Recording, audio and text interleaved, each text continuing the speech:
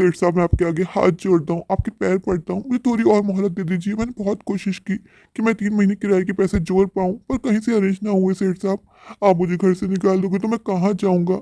सेठ साहब, मैं इस गांव में नया आया हूँ, आपके अलावा मैं किसी को नहीं जानता हूँ। मुझ गरीब पे तरस खाओ सेठ साहब। अपनी बीवी और बेटी को लेकर कहाँ जाऊँगा सेठ साहब, कुछ तो रहम खाओ। रामू, वो मेरा मसला नहीं है कि तुम अपनी पत्नी और बेटी को लेकर कहाँ जाओगे। मैंने तुम्हें बहुत मोहलत दे दी है, अब मेरी बर्दाश्त खत्म हो गई है। अगर कल तुमने घर खाली नहीं किया तो मैं अपने बंदों को भेजूंगा, वो तुम्हारा सामान उठा के बाहर फेंक देंगे। सेठ साहब, इतने सख्त दिल मत बनो, कोई तो गुंजाइश निकालो, कोई तो हल होगा ना इस बात का। आपकी पाई पाई चुका दूंगा सेठ साहब, मुझे गरीब पे तरस खाओ।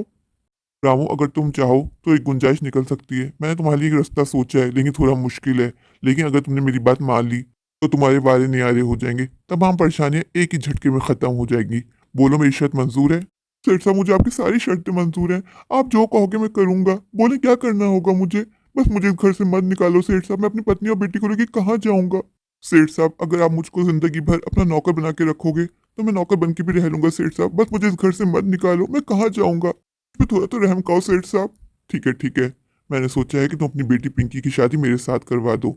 ये जिस घर में तुम रह रहे हो ना, वो घर हमेशा हमेशा के लिए तुम्हारे नाम कर दूंगा, और तुम्हारे घर का राशन और बाकी की तमाम जिम्मेदारियां मैं अपने जिम्मे ले लूंगा।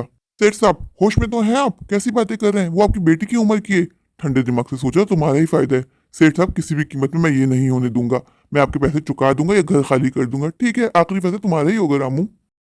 क्या हुआ जी? सेठ साहब से कोई बात बनी? मैं आपको बता देती हूँ, अब मैं ये घर छोड़ के कहीं नहीं जाने वाली। जब से मेरी आपके साथ शादी हुई है, पता नहीं हम कितने घर बदल चुके हैं। जी, ये बात रानू को बतानी चाहिए या नहीं? कुछ बोलेंगे या मूर्ति बन के यूं ही खड़े रहेंगे? क्या हुआ? सेठ साहब ने क्या कहा? सेठ साहब ने मोहलत दी या नहीं दी? अगर सेठ साहब ने हमें इस घर से निकाल दिया तो हम लोग कहाँ जाएंगे? आपके पास पैसा भी नहीं है कि हम दूसरा घर किराए पे ले पाए। कुछ तो कहिए, मुझे अब टेंशन हो रही है, मेरा बीपी बढ़ रहा है। रानू, उस घटिया इंसान ने ऐसी बात की है कि मेरा खून खोल रहा है। तुम्हें क्या बताऊं? तो क्या कहा सेठ साहब ने जो आप इतने गुस्से में आग भगोना हो रहा है? घटिया इंसान ने कहा है कि घर तुम्हारे नाम कर दूंगा, सारा किराया माफ कर दूंगा, बस मेरी शादी पिंकी के साथ करवा दो। सेठ इतना घटिया निकलेगा ये मैंने सपने में भी नहीं सोचा था। फिर क्या होना था, मैं आ गया गुस्से में। रानू, पैकिंग शुरू करो, हम कल ये घर छोड़ के कहीं दूर चले जाएंगे। मुझे इस गाँव में रहना ही नहीं है। मैंने सेठ साहब को पहचानने में गलती की, उस पर अंधा विश्वास किया। मुझे नहीं पता था वो घटिया इंसान ऐसी बात करेगा। ये पिंकी उसकी बेटी की उम्र की है और मेरी बेटी पे वो गंदी नजर रखता है।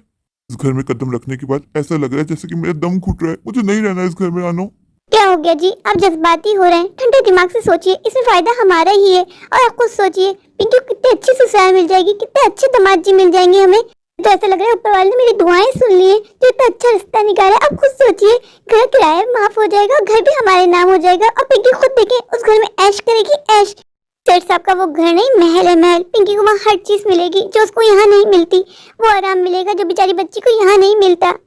पिंकी के साथ साथ हमारी जिंदगी भी बन जाएगी, हमें भी हर चीज मिल जाएगी। आप जानते हैं, हम पैसे पैसे को तरस रहे हैं, घर में खाने पीने को नहीं है। जब सेठ साहब हमारे दामाद बन जाएंगे, हमारा कितना ख्याल रखेंगे। बस रानू, बहुत बोल दिया तुमने। मुझे ये बात तुम्हें बतानी नहीं चाहिए थी। मैं जानता हूँ कि तुम पिंकी की सुतेली माँ हो, कभी तुमने पिंकी को माँ बन के चाहा ही नहीं। तुम्हें कोई फर्क नहीं पड़ता कि पिंकी की शादी किसके साथ हो रही है। तुम जानती हो सेठ साहब पिंकी के पिता की उम्र के हैं।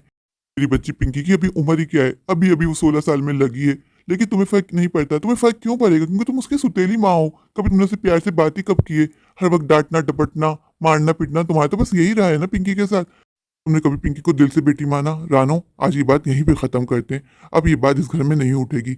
मैंने तुम्हें बता दिया है, पर इस बारे में तुम पिंकी से जिक्र भी नहीं करोगी। मैं शहर जा रहा हूँ कुछ दिनों के लिए, जाके देखता हुआ कोई काम मिल गया तो ये घर छोड़ के दूसरे घर में किराए पे रहने लग जाएंगे। मैं पिंकी के लिए कोई अच्छा भी करना चाहती हूँ तो आप मुझे हमेशा ऐसे दिखाते हैं जैसे मैं बहुत गलत हूँ। हाँ, मैं हूँ उसकी सुतेली माँ, लेकिन मैंने क्या उसका सुतेलापना किया है? आपकी बेटी को मैंने घरदारी सिखाई है। जब वो इस घर से ब्याह करके दूसरे घर जाएगी तो आपकी बेटी की ही वाहवाही होगी। मैंने आपकी फुफर बेटी किसी चीज में हाथ डाले तो वो काम खराब कर ही देती है। पिंकी के साथ जितना भी अच्छा कर लूं, मैं कहलाऊंगी उसकी सुतेली माँ, जानती हूँ मैं। एक बार ठंडे दिमाग से सेठ साहब की बात पे गौर तो कीजिए, फायदा हम सबका है। आप क्यों नहीं समझ रहे इस बात को? पिंकी को कभी इतना अच्छा रिश्ता नहीं मिलेगा। क्या कमी है सेठ साहब में? से एक उम्र ही ज्यादा है ना। आजकल सब चलता है, उम्र से कोई फर्क नहीं पड़ता। आजकल की लड़कियां खुद बड़ी उम्र के आदमियों से शादी करी, क्यों? क्योंकि उनके पास पैसा है, धन दौलत है। रानो, मुझे और लड़कियों से कोई फर्क नहीं पड़ता, पर मैं अपनी बेटी के साथ ये जुल्म कभी नहीं होने दूंगा। मेरी ये बात याद रखना। जब तक मैं जिंदा हूँ मैं अपनी बेटी के साथ कुछ गलत नहीं होने दूंगा। मेरी बेटी को डॉक्टर बनना है, पढ़ना है, मैं उसको पढ़ाऊंगा। हाँ हाँ, घर की ग्रोसरी के लिए तो आपके पास पैसे हैं नहीं, घर का किराया उतारने के लिए भागम दौड़ी करें, और बातें इतनी बड़ी बड़ी हैं, बेटी को पढ़ाऊंगा, डॉक्टर बनाऊंगा। क्या दरक लगा हुआ है कोई? इसमें से पैसे तोड़ते रहेंगे और अपनी बेटी को डॉक्टर बना देंगे। मैं तो कहती हूँ प्रैक्टिकल को सोचिए, आप ही का फायदा है। क्या पता सेठ साहब शादी के बाद आपकी बेटी पिंकी को डॉक्टर बना दे। आपकी बेटी की ये ख्वाहिश सिर्फ और सिर्फ सेठ साहब पूरा कर सकते हैं और कोई नहीं। अपने गुस्से को साइड पे रख के एक बार गौर करके देखिए, मैं कुछ गलत नहीं कह रही, इसमें सबका ही फायदा है। बस रानो, अब इस पे मुझे कोई बहस नहीं करनी। मैंने कह दिया, ऐसा कुछ नहीं होने वाला। जितनी जल्दी हो सके तुम इस बात को समझ लो, तुम्हारे लिए बेहतर होगा। मैं शहर जा रहा हूँ, तुम अपना और पिंकी का ख्याल रखना। मैं तो बस आपको समझा ही सकती हूँ, बाकी आपकी मर्जी। मैं तो पिंकी का भला चाहती थी। सेठ साहब, आपने जो कुछ भी इनसे कहा वो मुझे मंजूर है, लेकिन आप भी अपनी बात से मुकरिएगा नहीं। आपने कहा है ना जिस घर में हम रह रहे हैं वो घर हमारे नाम हो जाएगा। भाभी जी, आप फिक्र क्यों करती हैं? सेठ अपनी जबान का पक्का है। अगर मैंने कहा है तो मैं करके दिखाऊंगा। तो ठीक है, फिर आप शादी की तैयारियां कीजिए, इनकी फिक्र मत कीजिएगा, इनको मैं संभाल लूंगी। अभी जी नहीं, आज से सासू माँ कहिए, सासू माँ। ठीक है सासू माँ, आपको किसी भी चीज की जरूरत हो तो बिला झिझक मुझसे कह दीजिएगा। आफ्टर ऑल मैं आपका दामाद बनने वाला हूँ ना। वैसे आपके पति पिंकी की शादी मेरे साथ करवाने के लिए राजी तो हो जाएंगे ना? मैंने कहा है ना कि उसकी फिक्र आप मत कीजिए, मैं उनको राजी कर लूंगी। बस आप शादी की तैयारियां शुरू कीजिए। और दामाद जी, मैं आपको बता देती हूँ कि शादी का सारा खर्चा आप ही को उठाना पड़ेगा। आप जानते हैं हमारे हालात ऐसे नहीं है कि हम पिंकी की शादी धूमधाम से करें, लेकिन आप जानते हैं ना, इनको इनकी एक ही बेटी है, ये चाहते हैं कि उसकी शादी धूमधाम से करें। सासू माँ, उसकी फिक्र आप मत कीजिए। मैं ऐसी शादी करूंगा कि पूरा गांव दिखता रह जाएगा। आपको देख के कह नहीं सकता कि आप इतनी अक्लमंद हैं, पर आज आपके फैसले ने साबित कर दिया कि आप सच्ची में बहुत अक्लमंद औरत हैं। एक नंबर की लालची औरत है। मैं जानता था ये बात एक बार इसके कानों तक पहुंच जाए तो फैसला मेरे ही हक में आएगा। काम तो मुझे धमकी दिखी गया था कि ये बात अपने दिमाग से निकाल दो। और उसकी लालची पत्नी। कहाँ जा रही तुम इस टाइम पिंकी? मैं तुमसे कहा था ना कि कपड़े धो के छत पे सुखा के आओ। हर बार मटकती रहती हो। ये नहीं कि घर के कामों में ध्यान दो। मैंने तुम्हारी शादी तय कर दी है, अगले हफ्ते तुम्हारी शादी है। मैंने घर का सारा काम कर दिया। मैं अपनी फ्रेंड्स के पास जा रही थी। कोई जरूरत नहीं अपनी फ्रेंड्स के पास जाने को। मैंने कहा है ना, घर के काम निपटाओ, हर वक्त घूमती रहती हो। माँ, मुझे अभी शादी नहीं करनी। अभी मुझे स्कूल कंप्लीट करना है, फिर कॉलेज, फिर मुझे यूनिवर्सिटी जाना है। माँ, मुझे डॉक्टर बनना है। पिंकी, मैंने कितनी बार कहा है जब मैं तुमसे बात करूं तो अपनी कैची जैसी जबान बंद रखा करो। तुम्हें बता नहीं रही हूँ, तुम्हें फैसला सुना रही हूँ। मैं तुम्हारे सेठ साहब के साथ शादी कर दी है। क्या? उस बुड्ढे के साथ? माँ, मैं उस बुड्ढे से शादी नहीं करने वाली, किसी भी कीमत पे नहीं। माँ, मैं तुम्हारी सुतेली बेटी हूँ ना, इसलिए तुम मुझसे बदला लेने के लिए मेरी शादी सेठ साहब से करवा रही हो ना। माँ, अगर तुम्हारी सगी बेटी होती तो क्या फिर भी तुम उसकी शादी सेठ साहब से करवा देती? पिंकी, थप्पड़ खींच के लगाऊंगी अगर तुमने अपने गंदे मुंह से मेरी बेटी का नाम भी लिया। माँ, मैं भी किसी की बेटी हूँ, तुम्हारी तो कोई बच्ची है भी नहीं, फिर भी तुम्हें इतना बुरा लग रहा है। माँ, खुद सोचो, मेरी माँ ऊपर देख के कितना रोती होगी जब तुम मेरे ऐसा सलूक करती हो। माँ, मैंने तुम्हारा क्या बिगाड़ा है? तुम मुझसे किस जन्म का बदला ले रही हो? माँ, मैं तुम्हारा हर काम करती हूँ, हर बात मानती हूँ। माँ, फिर मुझसे इतनी नफरत क्यों करती हो? क्योंकि तुम मुझ पर बोझ हो, बोझ। मुझे तुम्हें एक आंख नहीं बाती हो पिंकी। और अगर तुमने ये बात अपने अब्बा को बताई कि मैंने तुम्हारी शादी तय कर दी है, तो मैं तुम्हारा वो हाल करूंगी, तुम याद रखोगी। शहर से इतनी जल्दी कैसे आ गए जी? आप तो मुझे एक हफ्ते का बोल के गए थे, क्या हुआ? शहर में आपको कोई भी काम नहीं मिला तो एक हफ्ता और रुक जाते। इतनी जल्दी क्या आने की जरूरत थी? मैंने आपसे कहा था। अब हमारी फिक्र मत कीजिएगा, मैं पिंकी को देख लूंगी। फिर भी आप इतनी जल्दी आ गए, आपका दिल ही नहीं लगता शहर में। मैंने आपसे कहा था कि कुछ पैसे कमा के ही शहर लौटिएगा। यूं ही खाली हाथ आ गए, अब हमारा क्या होगा?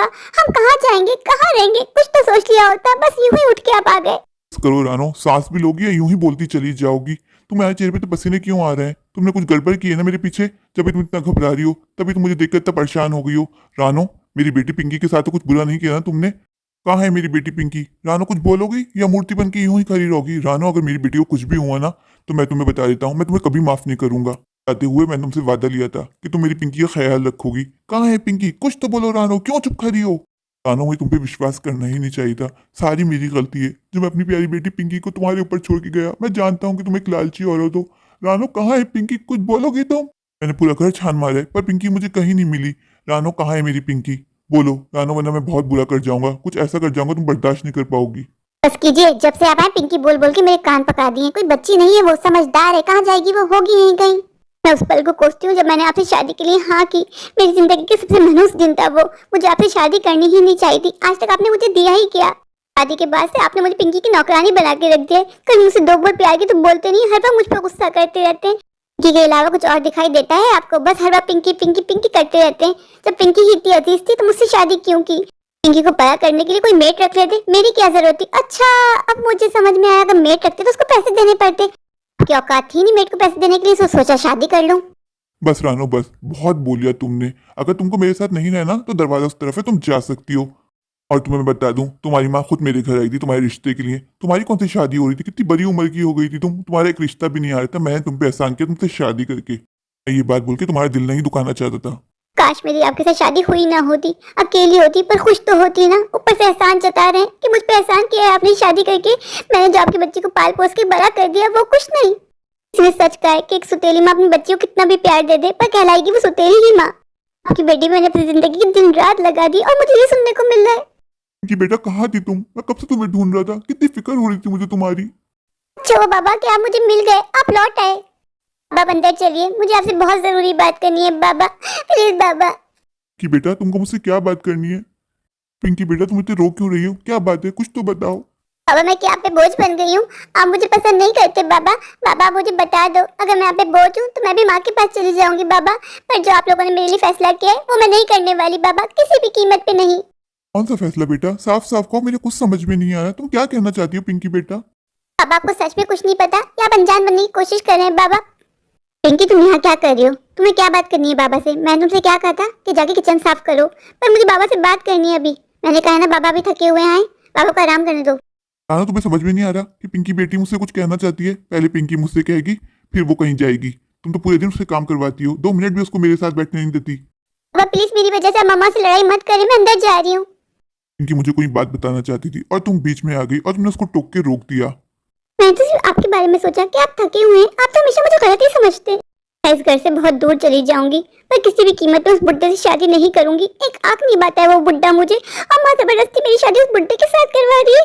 माँ ने मुझे बाबा से बात करनी भी नहीं दी, बीच में ही टोक दिया। इसका मतलब है माँ बाबा को राजी कर लेगी। अगर बाबा राजी हो गए और उन्होंने मेरी शादी जबरदस्ती उस बुड्ढे से करवा दी तो नहीं, मैं ऐसा नहीं होने दूंगी। मैं बहुत दूर चली जाऊंगी इन लोगों से, कभी लौट के नहीं आऊंगी। माँ तुम मुझे छोड़ के क्यों चली गई? माँ मुझे भी अपने पास बुला लो माँ, कोई मुझसे प्यार नहीं करता माँ, मैं तुम्हारे पास आ रही हूँ माँ। तेरी पिंकी को क्या होता जा रहा है, बात बात पे घर छोड़ के चली जाती है। कितनी रात हो रही है, आपकी बेटी को कोई ख्याल ही नहीं है। रात का टाइम है, आवारा गर्दियों में लगी रहती है। बस रानू बस, तुमने बहुत बोल लिया मेरी पिंकी के बारे में। मैं जानता हूँ पिंकी मुझे क्या बताना चाहती थी, किस बात का वो मुझे इशारा दे रही थी। नहीं जानती कि पिंकी वो क्या बताना चाहती है। मैं तो पिंकी के साथ अच्छे से रहती हूँ, उससे कितना प्यार करती हूँ मैं। रानू बंद कर दो अपने ड्रामे करना, मैं सारी बात जानता हूँ। मुझे सेठ साहब के छोटे भाई मिले थे और उन्होंने बताया कि तुमने पिंकी की शादी सेठ साहब से तय कर दी है। मैंने क्या गलत किया? इसमें सबकी बेहतरी है, आप दिमाग से सोचिए तो मेरी बात। पिंकी अभी बच्ची है, वो नादान है, आप तो समझिए, आप तो समझदार है ना। बस रानू मैं पिंकी को ढूंढने जा रहा हूँ, दुआ करना कि मेरी पिंकी को कुछ ना हो। अगर मेरी पिंकी को कुछ भी हुआ ना तो उसकी जिम्मेदार तुम होगी। आपको जो करना है कीजिए, मैं माँ के पास जा रही हूँ हमेशा हमेशा के लिए, कभी लौट के नहीं आऊंगी। आपको पिंकी मिले ना मिले, भाड़ में जाए मेरी बला से, मैं तो चली। इस जिंदगी की सबसे बड़ी भूल थी जो मैंने आपके साथ शादी की। आज मैं अपने फैसले बहुत पछता रही हूँ। आज के बाद कभी मैं आपको अपनी शक्ल नहीं दिखाऊंगी। तुम कितनी सेल्फिश औरत हो, रात के वक्त मेरी बेटी घर छोड़ के चली गई और तुम्हें मेरी बेटी की कोई परवाह नहीं है। शायद इसी वजह से ऊपर वाले ने आज तक हमें बे औलाद रखा। हमारी शादी को 15 साल गुजर गए, लेकिन ऊपर वाले ने हमें शायद इसी वजह से औलाद नहीं दी कि तुम औलाद का प्यार जानती ही नहीं हो, औलाद की तकलीफ को महसूस ही नहीं करती हो। इसका भी सारा इल्जाम मुझ पर ही डाल दें। अगर तुम्हारे अंदर थोड़ी सी भी इंसानियत बाकी ना तो मेरी बच्ची के लिए दुआ करना कि मेरी बच्ची जहाँ हो खैरियत से हो। मैं जा रहा हूँ अपनी बेटी पिंकी को ढूंढने के लिए। अगर मेरी बेटी पिंकी नहीं मिली ना तो समझ जाना मेरे तुम्हारे सारे रिश्ते खत्म। मेरे प्यारे प्यारे व्यूवर्स, अगर आपको मेरी आज की ये स्टोरी अच्छी लगे तो प्लीज मेरे चैनल को लाइक कीजिए, अपने दोस्तों के शेयर कीजिए और मेरे चैनल को सब्सक्राइब करना बिल्कुल मत भूलिए। Thank you.